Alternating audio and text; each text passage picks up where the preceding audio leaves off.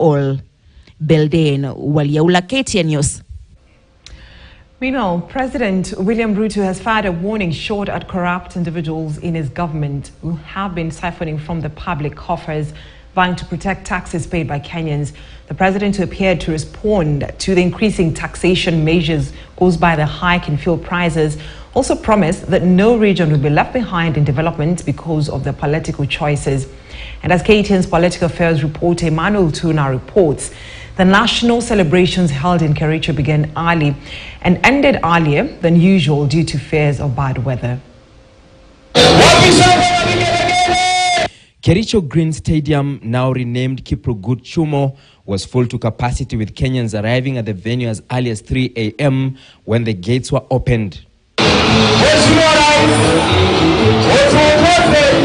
9:15 a.m. and President William Ruto arrives at the packed stadium amid a rapturous reception from the over 10,000 Kenyans who had made their way into the stadium.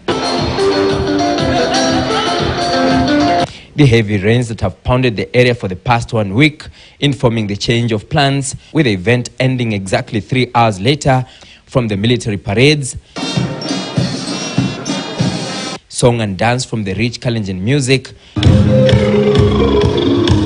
the attendees were thrilled as they got a taste of the event.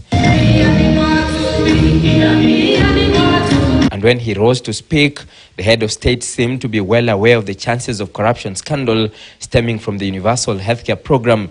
He promised to deal decisively with those stealing from his government. Na mtaona mambo hivi karibuni ya kwamba wale wote wanahusika na kuiba pesa ya Wakenya na mambo ya ufisadi na mambo ya ukora, mambo yao ni matatu. Na nyinyi mnajua vile nimesema. The head of state announcing that the security agencies will be making high-profile arrests in coming days in an attempt to curb the vice. Na mtaona mambo hivi karibuni ya kwamba wale wote wanahusika na kuiba pesa ya Wakenya na mambo ya ufisadi na mambo ya ukora, mambo yao ni matatu.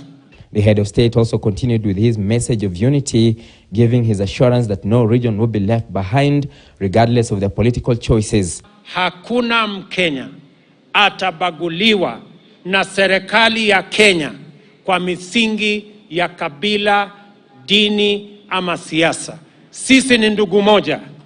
Pia nipongeze watu ya Kericho kwa sababu nitupatia kiongozi chupavu, leader of the majority in the Senate, the Honorable Aaron Cheriot, ambaye anatusaidia pale na rais.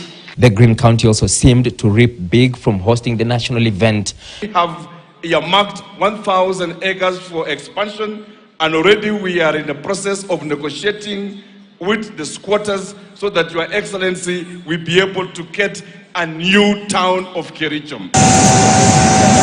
Angolan President João Lourenço, who arrived in the country on Thursday evening and received by the Prime Cabinet Secretary, who also doubles up as the CS for Foreign Affairs, Musalia Mudavadi, was however no-show for the event, despite the government saying he would be attending. He was represented here by his Foreign Affairs CS, Tete Antonio. I would first like to convey his apologies. He would have loved to be here, but for foreseen reasons, he couldn't make it to Kericho, but he sent you a very warm greeting.